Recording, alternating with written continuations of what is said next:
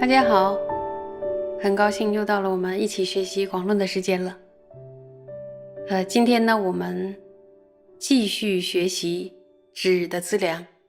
好，请大家翻开广论第347页，第一行，看原文。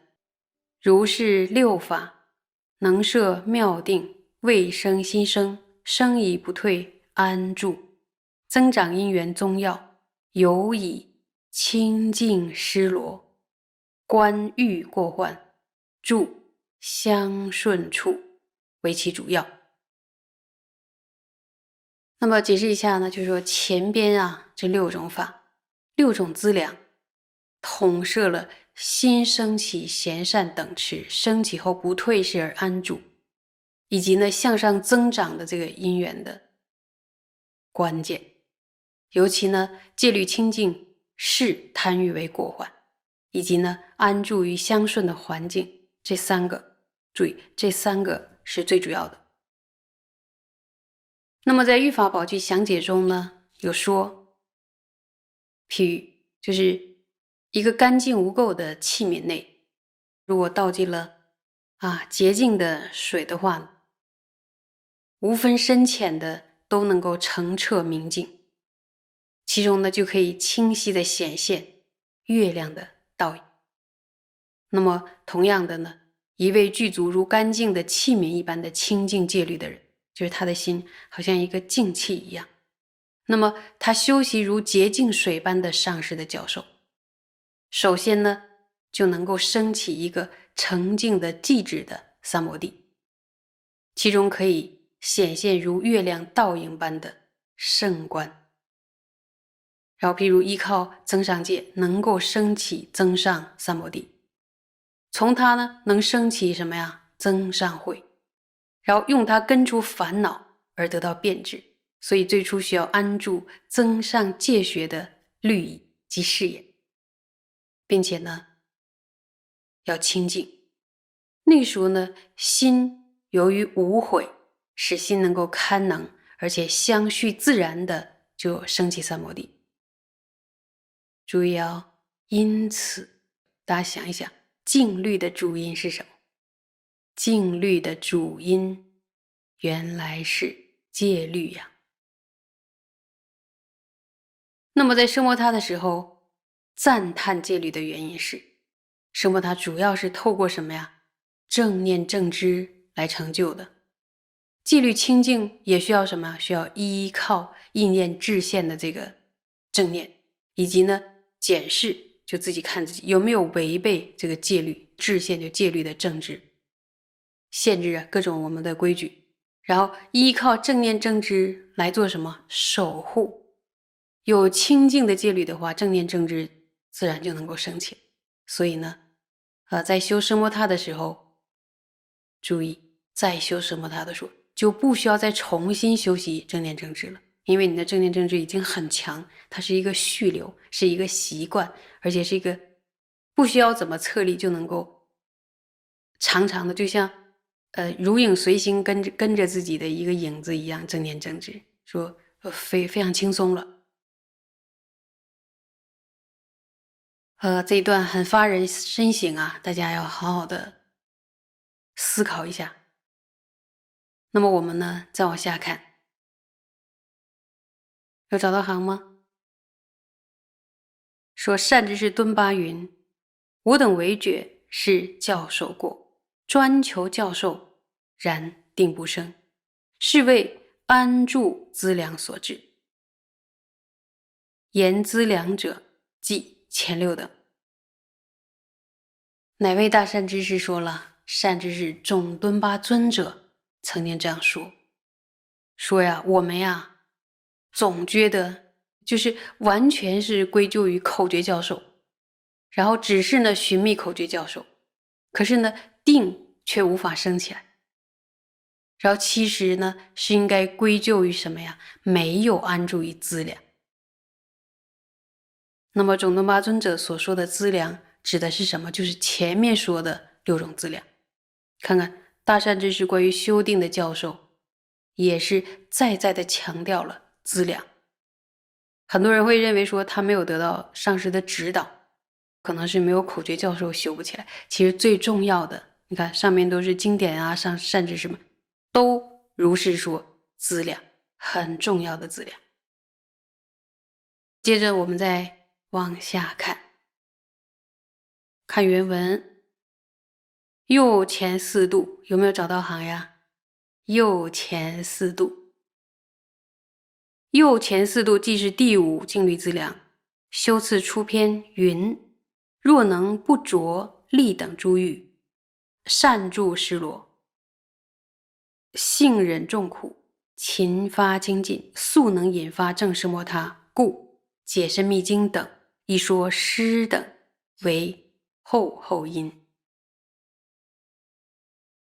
那么这一段在讲什么呢？说前四度啊，说另外前四度呢会成为第五度静虑度的资粮。注意啊，这六度里边前四度，前四度什么呀？布施持戒什么忍辱精进，对吧？它会成为第五度静虑度的资粮。因为在修次出篇中他说过，不顾财物等所欲求的这个事物，然后善安住于戒律，具有注意忍耐痛苦的本性。然后如果发起精进的话，那么就能够迅速的修成奢摩他。因此呢，解深密经等经典也开示了布施等是后的因啊。我们呢再往下看，看原文，有找到吧？道具论一云：师坏止之分，虽历历修习诵经多千年，不能成正定，故真欲修止观定者，应历历集声闻地中正奢摩他13支分或资粮等，即为主要。那我们来解释这一段说道具论中呢，注意道具论中也这样说，说失去了寂止的支分，这里的支分呢就是资粮的意思。那么失去了寂止的资粮，即使极其勤奋的修持了好几千年，也没法修成等持的。阿底峡尊者语重心长地告诉我们，极具资粮的重要性。如果不具备止的资粮，即便我们非常费力的修订个上千年，好几个千年，都没办法得定的。因此，发自内心真正想要修成止观等持的人们啊，要努力的积极声闻地所说的奢摩他13种支分或者资粮，这是极其重要的呀。所以前面举了祖师的，然后很多语录，现在这里边又是阿底峡尊者再的告诫我们资粮的重要性。所以有些人说修订急急忙忙，就是都没有听教授就赶快想要知道就赶快打坐，然后就是一天做多长时间，这个时间先规定好。可是呢，如果对这个资粮的重要性没有透过清净的传承来听闻的话呢，可能费了很大的力气，这里边说好几个千年都修不出来，原来是资粮出了问题呀。所以得到清净的教授是非常重要的，大家觉得呢？那么关于13种资粮呢，在声闻地中有说，我们看一下。声闻地说，谓若自圆满，若他圆满，若善法欲，若戒律，若根律，若于时之量，若初夜后夜常勤修习，觉悟于切，若正智而住，若善有性，若闻正法，若思正法，若无障碍，若修慧舍，若沙门庄严，如是等法是名世间及出世间诸离欲道去向资粮。前面呢已经在的讲，反复的讲了什么呀？要积极资粮，说要具足这个条件。这个资粮呢，我们知道，这个说起来是挺容易，那为什么要在的强调这个问题呀？真的要修成圆满的奢摩他，现在我们的所作所为的这些，实际上就是我们现在没有修奢摩他那些，实际上意义大不大呢？做的这些事儿，到底能不能放下呢？对不对？放下自己挂心的那些事、那些人，然后专注于善所缘，到底能不能做到呀？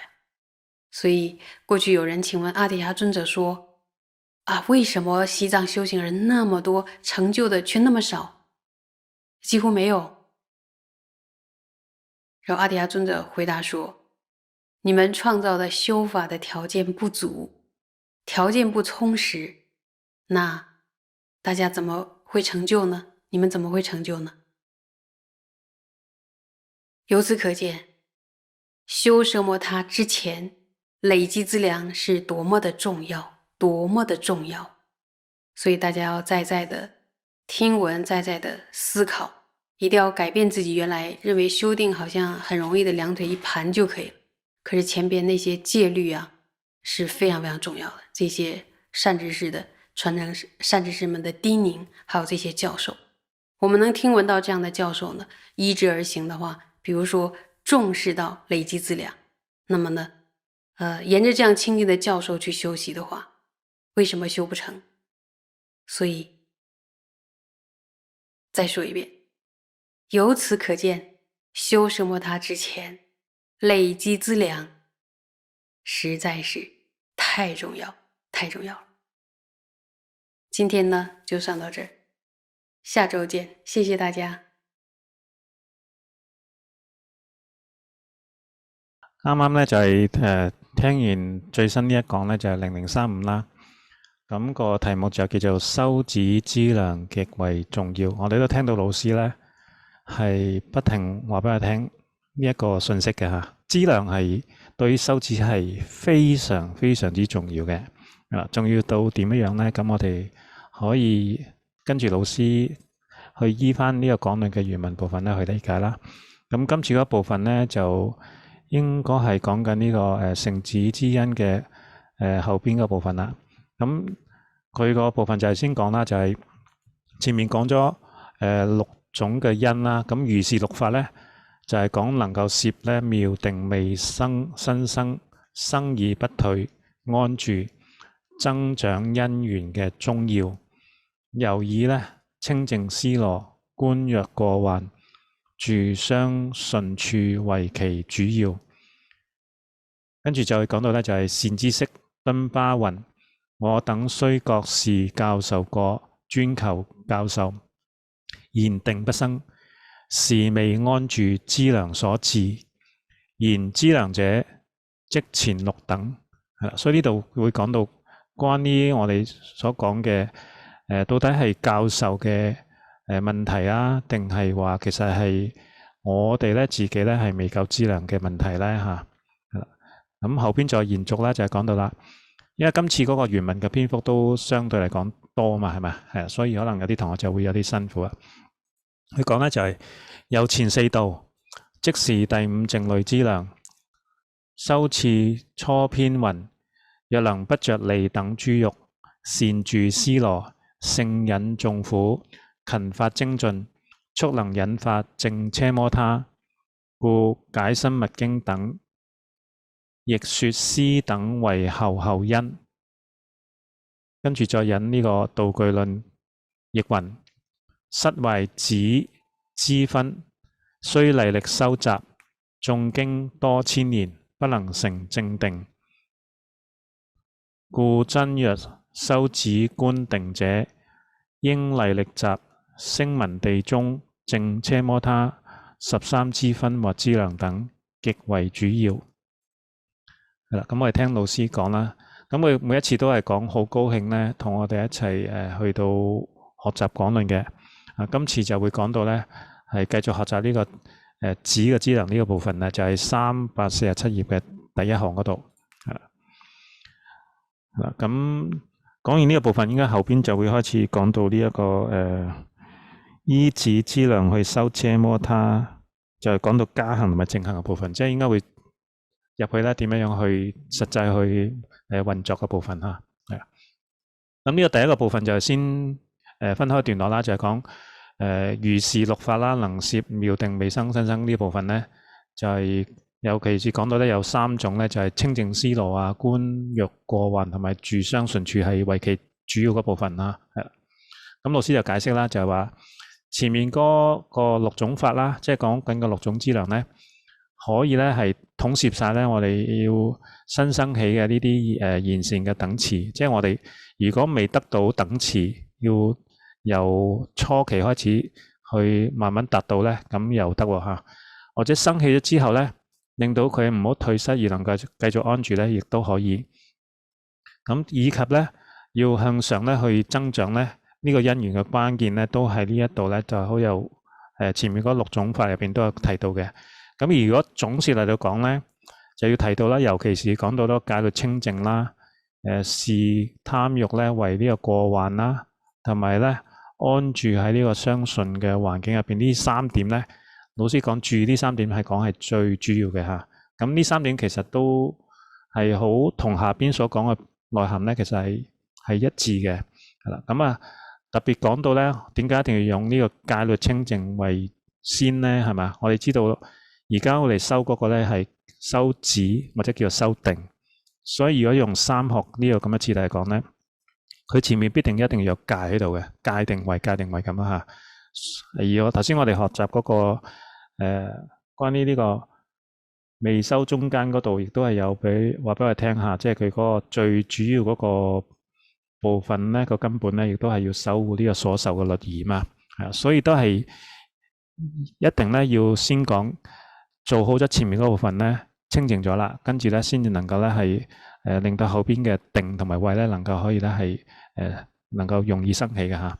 咁另外部分咧就要講到關於嗰個小欲嗰個部分啊，貪欲嗰部分啦，係啦。咁你要試咧呢個貪欲咧就係嗰個過患，跟住咧仲有咧就係應該要咧對嗰個環境本身咧應該要係適合你嘅，相順於你修止嘅呢個部分嚇。咁呢3點就可以講係最主要嘅。咁而老師咧就會引到呢個如法寶序詳解入邊講咧，就係佢解釋到咧，就譬如一個咧好乾淨嘅冇污垢嘅器皿入邊咧，咁如果我哋倒進一啲潔淨嘅水嘅話咧，咁就冇分呢個深淺咧，都能夠可以咧係澄澈明淨嘅。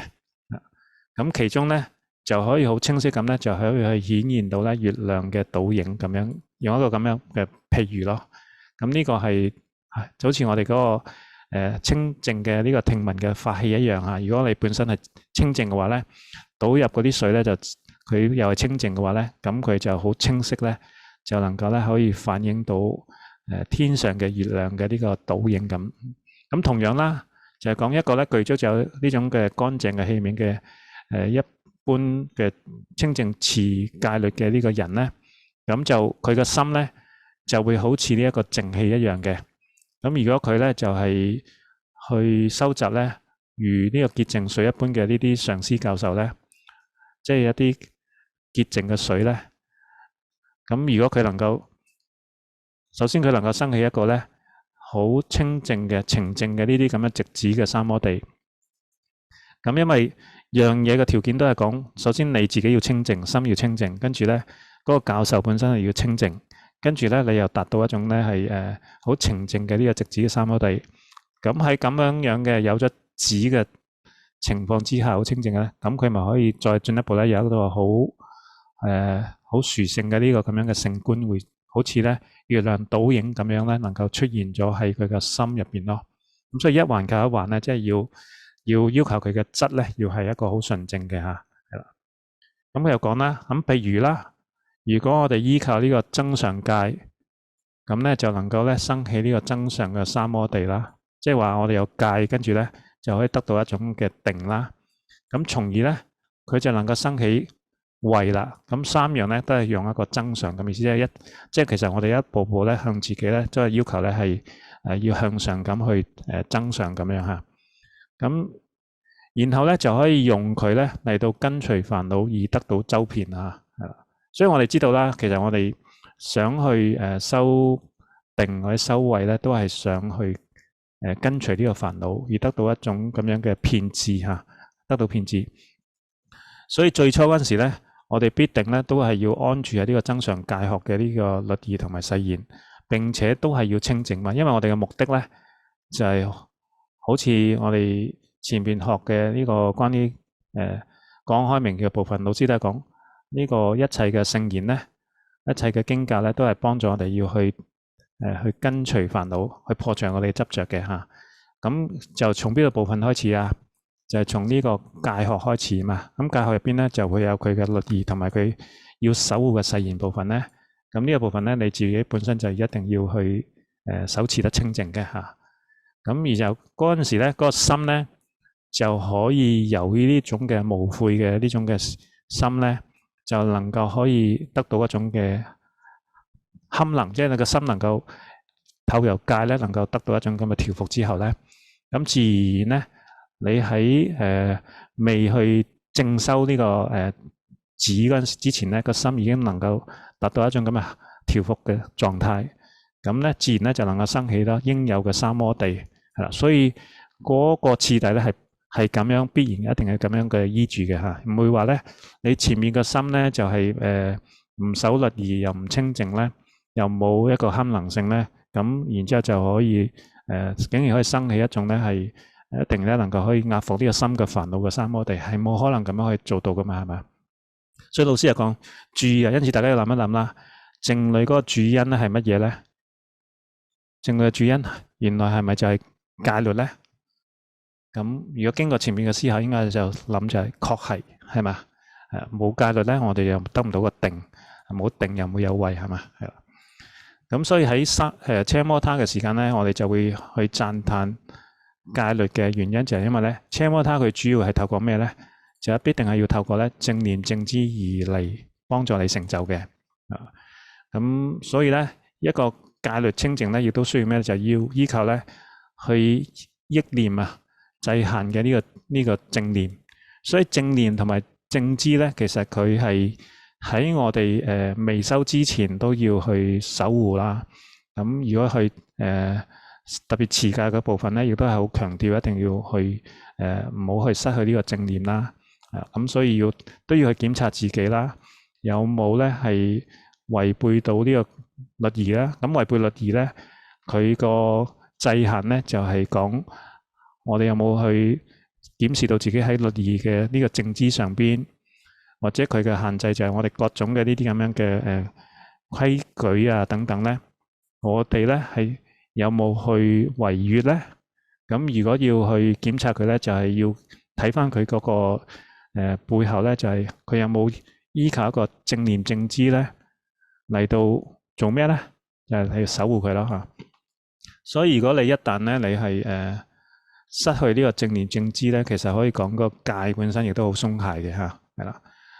咁但係調翻轉，如果你係有呢個清淨嘅戒律嘅話咧，正念正知咧亦都自然咧能夠可以生起嘅，所以係相輔相成嘅嚇，係。所以喺呢個修呢個車摩他嘅時候咧，時間咧我哋就要注意啦，就係如果修車摩他時間咧係唔需要咧再重新去收集呢個正念正知咧，就係因為咧。你本身嗰個正念正知咧，已經係好強嘅緣故，因為佢已經係變成一種嘅濁流啊，即係你前邊咧已經係不停咁去串習，所以變成一種習慣。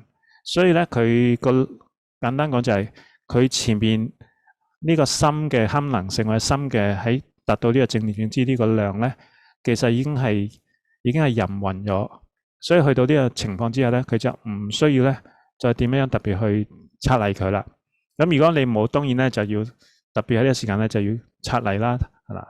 咁所以呢個就係講話點解修行咧係講係由前邊嘅濁流咧，或者係前面嘅串習咧一路咁樣係延續落嚟嘅。佢絕對唔係話前邊咧就係可以咧係唔喺未修中間或者係後時嗰陣時咧就去完其他嘅呢啲嘅因緣啦。因為咁樣嘅情況之下咧。嘅心嘅濁流就會係可能走咗去一啲貪嗔啊、雜染呢啲咁嘅狀態咯，係啦。咁如果佢係有一個濁流嘅，咁佢就會如影隨形咁咧，就好似自己嘅影一樣咧。其實你去到邊度咧，呢個正念正知都會跟住你咯。咁相對嚟講咧，其實做開嘅人咧就唔會覺得係啲咁負累，反而覺得係好輕鬆嘅，係啦。咁老師都講呢一段其實咧係非常之發人深省嘅。如果大家要好好地思考，就係點解我哋修行咧，其實點解要去強調咧，一定要有正念正知，一定要強調咧係有一種嘅戒律嘅原因啊。因為我哋修行嘅目的係想做咩啊？如果你唔明白要調伏煩惱，唔明白係要去破除我哋嘅執着啊，明白要進一步咧去生起嗰種定位咧，去真係去滅除我哋煩惱咧，咁我哋就唔了解點解要前邊要有咁多嘅方式咧，幫助我哋咧，要一步步咧去調伏自己嚇。好，咁跟住再落去啦，就會講到咧係另一段啦，就係講呢個善知識敦巴嗰度啦，係啦。咁就呢度又講到咧，到底係教授嘅過失啦，定係資糧唔夠嘅問題啦嚇。咁呢度就會講到啦，就係我哋知道啦，總敦巴尊者啦，就係阿底峽尊者嘅心子嚟噶嘛，咁佢就即係創辦咗呢一個，突然間唔記得咗，係啦。嘅新格當派啊，加當派係嘛？係加當派係啦。新格當派新嘅。啊，新加當派。唔係舊嘅舊嚇，宗大師係新加當派，係啦。仲有位弟子邊個啊？講下。你講係咩啊？啊？阿底峽尊者三位弟子。三子啊嘛，有呢個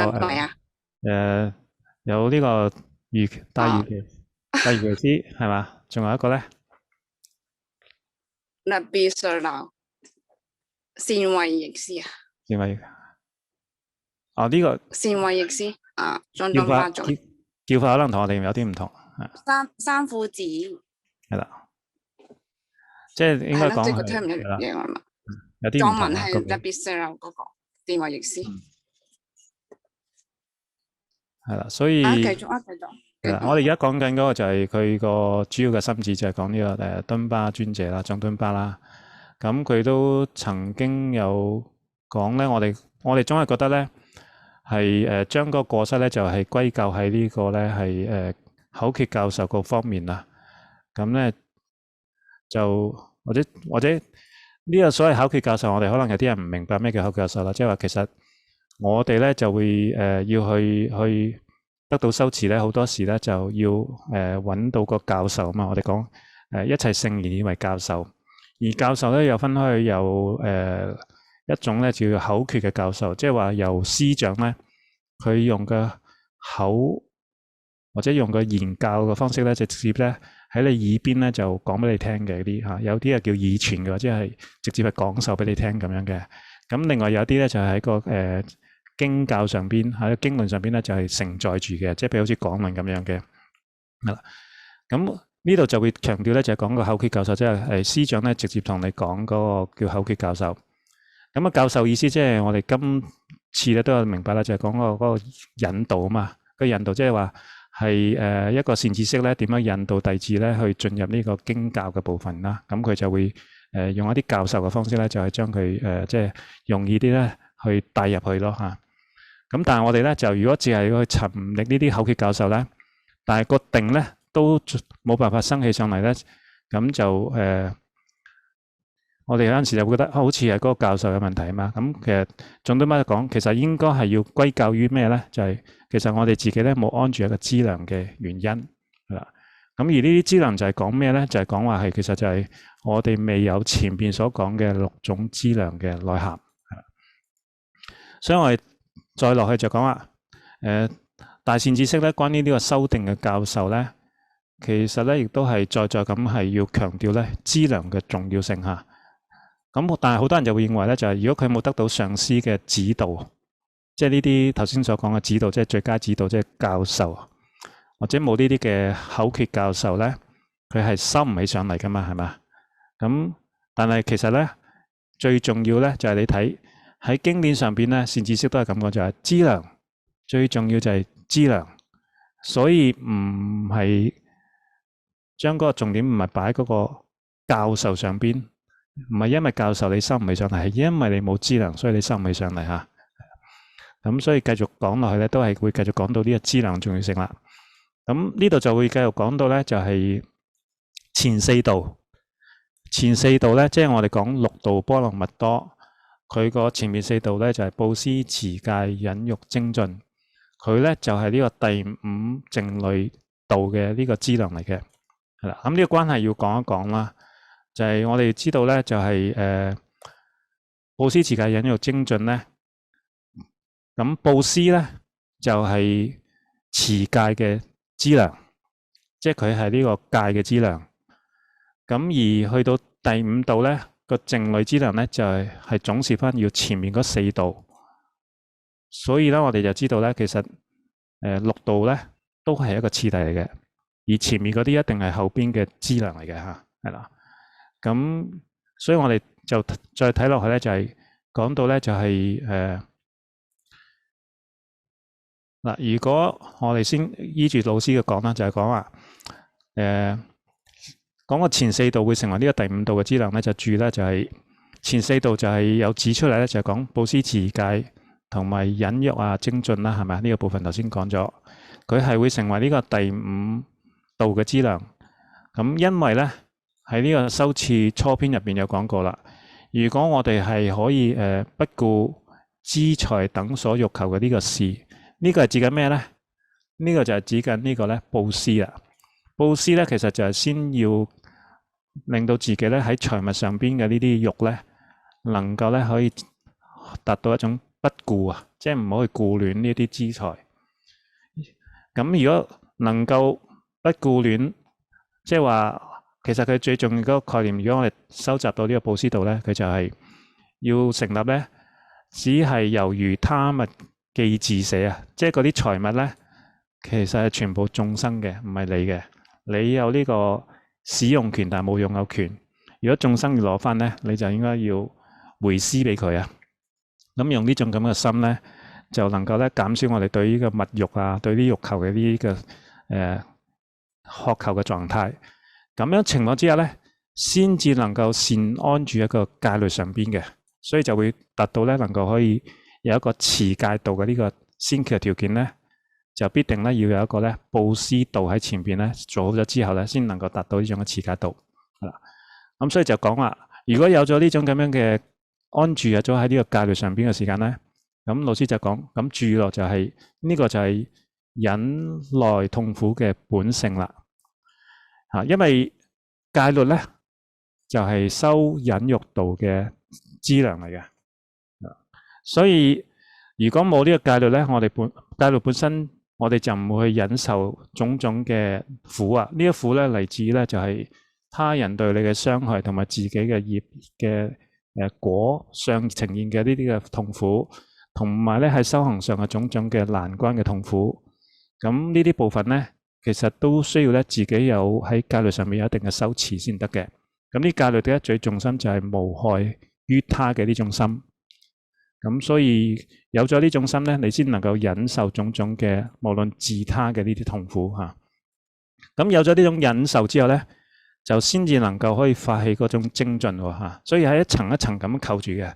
所以你要知道收集到6道波羅蜜多嗰陣時咧，就係好精彩嘅，因為佢基本上咧就話俾你聽，你跟住咁樣修咧，就能夠成佛啦，係啦。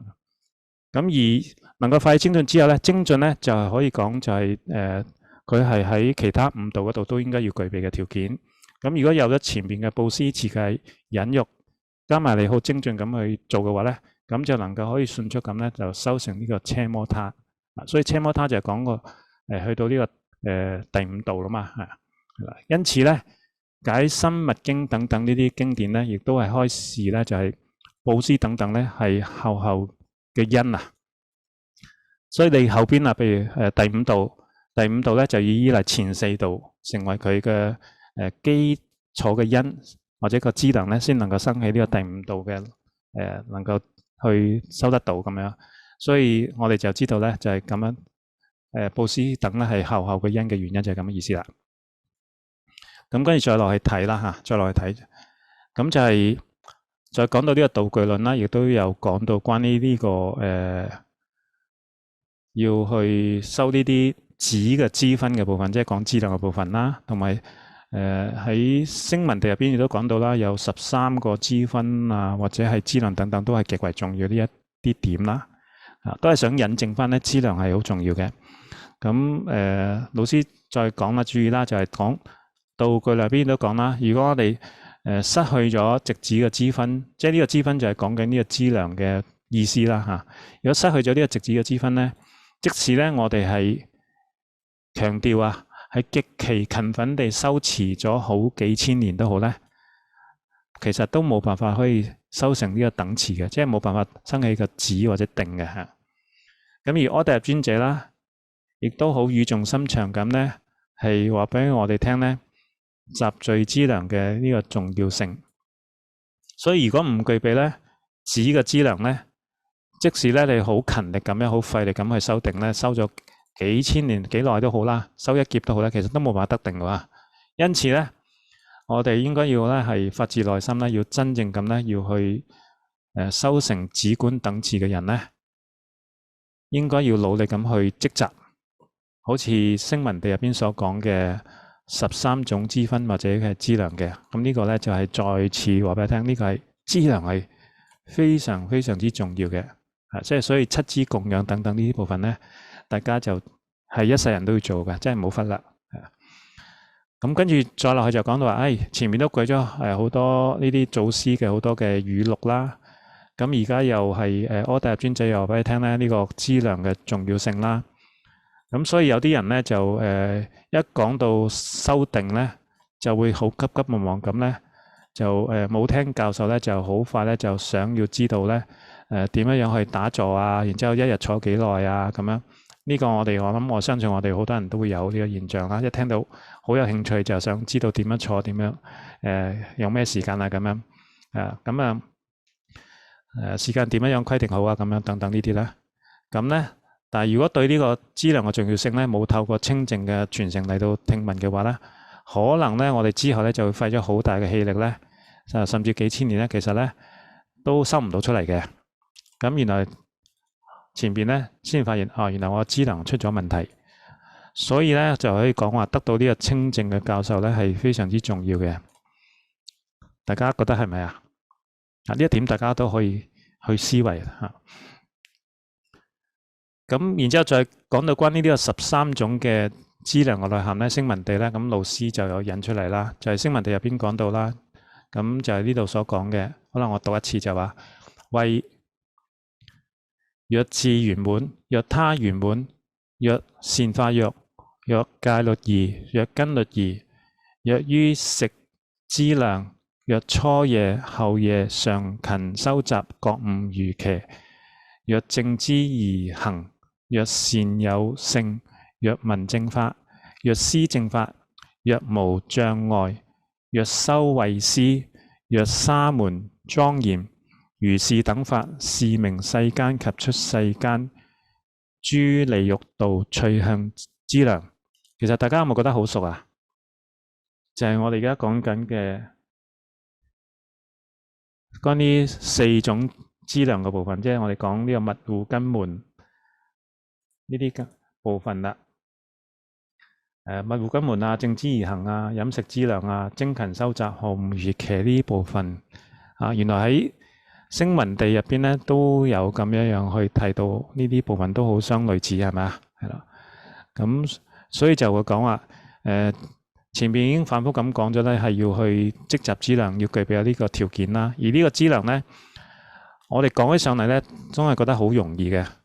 咁但係點解要再咁去強調呢個問題啊？咁樣嚇，即係有啲人會覺得好似講嚟講去都係講緊資糧，咁係咪真係要再三咁去強調咧？係啦，咁老師講真係要修成呢個圓滿嘅奢摩他，我哋要強調啊。點解要強調？因為你要修成嗰個係叫圓滿嘅奢摩他啊嘛。咁而家我哋嘅所作所為呢啲咧，就係我哋而家冇修成呢個奢摩他，實際上咧就係講咧就係意義係大唔大咧？所以做呢啲事情嘅時間咧，到底能唔能夠可以放低，能夠咧係放低自己掛心嗰啲事咧，嗰啲人咧咁樣，又專注喺嗰個善所緣上邊咧，能唔能夠做得到咧？係嘛？係啦。所以我哋現在就要，起碼你要有個目標咯，就係我自己係咪真係要修成呢個圓滿奢摩他咧？如果想達到咧，咁我哋對於我哋所有呢啲人事物等等咧，能唔能夠咧可以去放得低咧，又能夠將我哋嘅精力咧、心思咧，能夠灌注喺呢個修成呢個圓滿奢摩他呢件事上邊咧。咁而過去咧，亦都有人咧去問阿底峽尊者，佢話咧點解西藏咧修行人有咁多，但係成就嘅人咧卻係咁少咧，或者幾乎冇咧？咁阿底峽尊者係點答咧？佢話因為你哋創造嘅修法嘅條件咧不足嘅緣故，條件係唔充實啊。咁係咩條件啊？咁大家點解會？如果係咁樣嘅條件唔充實，咁大家點解會成就啊？咁所以反問翻佢，冇條件點解會成就咧？咁由此可以見得到咧，喺修呢個奢摩他之前咧，累積呢啲條件或者講累積資糧咧係幾咁重要啊！所以其實我哋真係咧就係要唔好忽略咧，我哋咧冇辦法去修得成嘅，修唔起嘅原因就係因為未具備有啲條件。無論從學習經教或者係講話進一步要修定位呢啲部分咧，都可以咁講嚇。所以大家就要咧再去聽聞，再思考，一定要咧去有一種改變，就係改變咧自己原來認為咧就係修定好似好容易嘅，只係兩隻腳一盤咧就可以啦咁樣嚇，即係好似仲簡單過簡單咁樣嚇。咁其實就係相對嚟講就係唔認知嚇。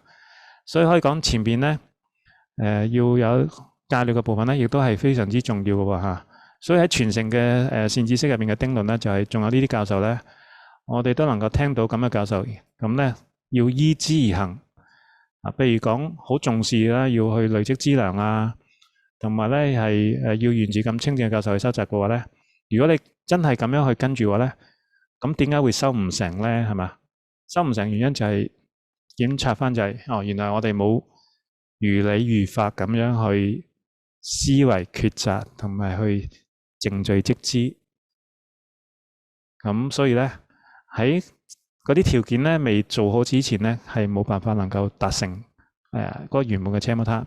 所以老師最後再講啦，由此可見咧，喺修奢摩他之前咧，累積資糧咧實在係太重要啦，太重要啦！呢個真係可以見咧，係非常之重要。所以大家聽完之後咧，會唔會令到我哋咧有多啲嘅心咧，要好着重咧，要喺無論其實唔一定係講修奢摩他嘅，修種種嘅法上邊咧，都係需要咧積累好多嘅資糧嘅呢個點上邊嚇。咁今日呢個部分就先到呢度，睇下大家喺上邊嘅部分咧，有冇啲地方大家覺得，咦，我都想再理解啲嘅，或者有啲感同身受嘅部分啊，都想同大家分享嘅，都可以提出嚟嘅。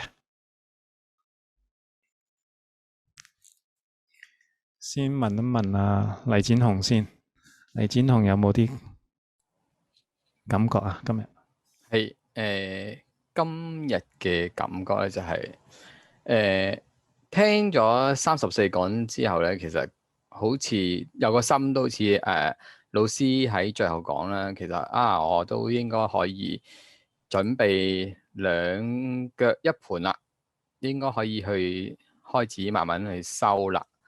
不過原來再聽入少少，原來好感恩啊！老師今日又講咗原來我哋去修奢摩他嘅時候咧，原來融入咗個界定位喺度喎。即係其實從我未諗過會有個喺修定嗰個階段會有個界定位喺度咯。跟住再老師慢慢去講嘅時候，再要去諗下原來個資糧嗰個重要性喺度。原來資糧佢仲要列咗13樣嘅資糧喺度。跟住諗下我應該又開始要企翻起身啦，即係唔可以再好似早一輪咁樣諗下兩腳一盤啦，仲要收翻啲資糧先去兩腳一盤咯。我嘅今日嘅感覺就係咁啦。即係證明你平時都有兩腳一盤嘅，咁今日就會着重啲會收翻啲資糧先得，係嘛？係啊。唔知你盤咗幾廿年啊？盤咗幾耐啊？好短時間啫，唔係幾廿年嘅。好，咁啊，其他同學咧，我見到係咪有阿周澤堅先係唔係喎，冇開咪啊？有開咪？周澤堅又開咪？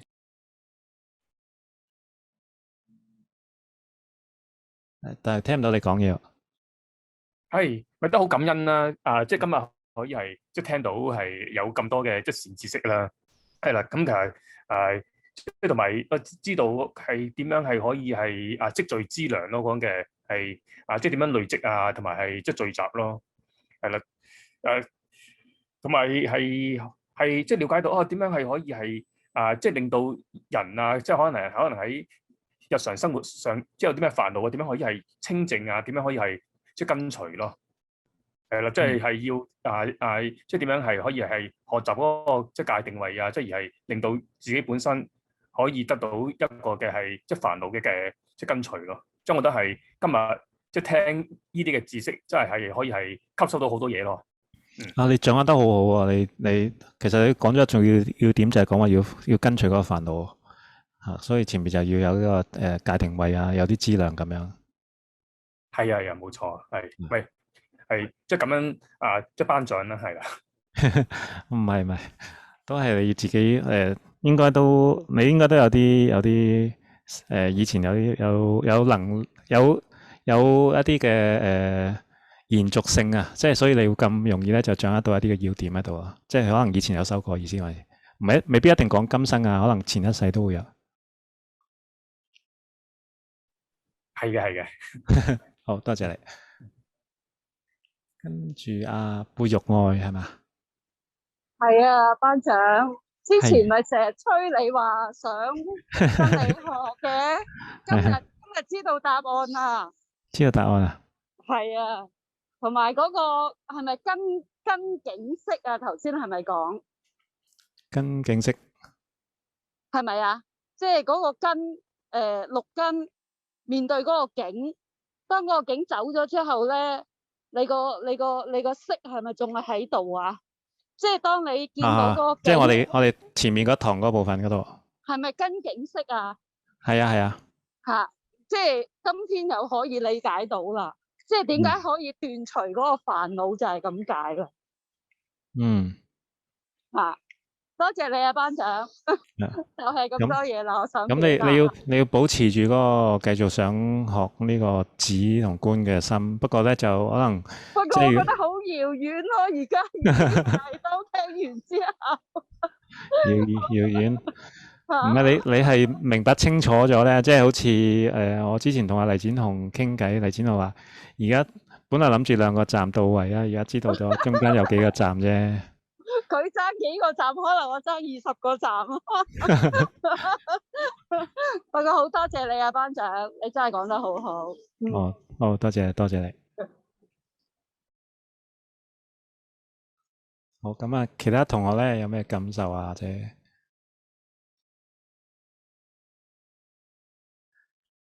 會唔會好似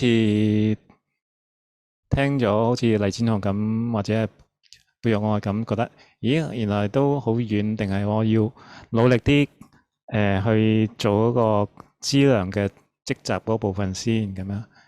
其實個心都未退嘅，未話我好似離開呢個修止修觀越嚟越遠嘅。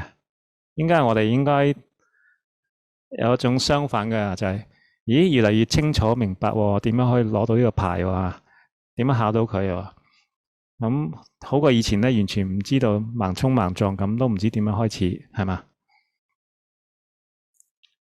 會唔會有一種鼓舞性啊？定係自己都會諗下點算咧？我知道唔夠啊，咁樣會調返轉打擊自己咧？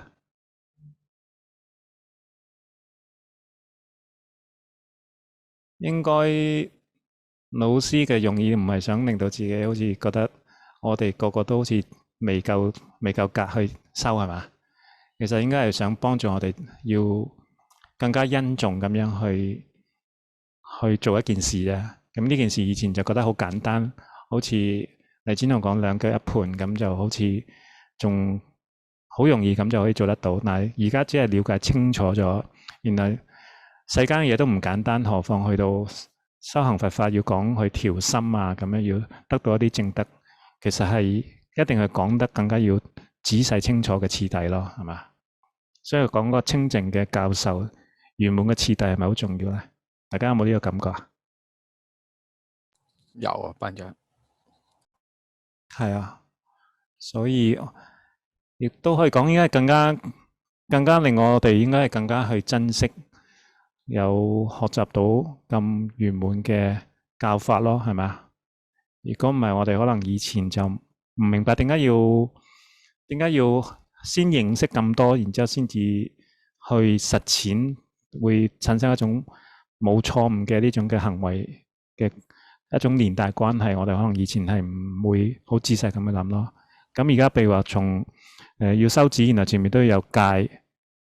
咁戒之前你又要有正念正知，係咪？咁要有具備有呢種咁樣嘅清淨嘅呢種嘅文化嘅心態先得。所以種種咧，其實可以講嗰個喺個質上邊嘅要求咧，都係要有好前面嘅聽聞一路咧，都要帶到後邊咧，去到修止觀都係要咁樣嘅要求咯。咁呢個冇變過嘅。所以換言之，如果你能夠喺最初嗰時已經養成一種咧，就係希望能夠自己係好清淨咁樣去學習，乃至乎去到圓滿嘅狀態咧，咁你就會好着重喺最初嗰陣時咧，要去檢視每一點咧，都係應該要好殷重咁去做，令到自己嘅心咧都係能夠養成一種咁樣嘅逐流先得，就唔會話去到最後咧就發現話自己嘅心咧原來都係冇注意過以前嘅啲行相，然之後就可以一下子咧就可以收到咧咁清淨圓滿嘅狀態咯，係咪？即係呢個可以講係一個。如果講喺世間嚟講，呢個係一個好好嘅一個學習手冊嘅一個指引嚟嘅，一個即係最佳嘅指導咯，最佳嘅教授咯。所以我哋從今日嘅學習入邊都應該可以感受到，講論就係一個咁樣嘅最佳嘅引導，係嘛？最起碼啦，係嘛？即係會更加明確，唔會行錯路咯。即係會比更加會原來更加去跟隨咗老師去點樣去收一個字咯，唔會話好似兩個一盤就搞掂啦。其實可能老師都講啦，如果你可能唔明白個道理，可能要用咗可能一劫嘅時間都未必收得到咯。係啊，係啊。好，咁希望同學努力好嘛？大家努力，只要質正量圓咧，次第又唔會跟錯嘅話咧，咁老師已經話俾佢聽啊，一定係可以做得到嘅嚇。我哋專者都話俾佢聽，只要呢條件具備咧，你一定可以做得到嘅。所以大家唔使灰心，繼續努力，好嘛？冇好啊，班長。係啊，好啦，咁我哋就一齊回向啦。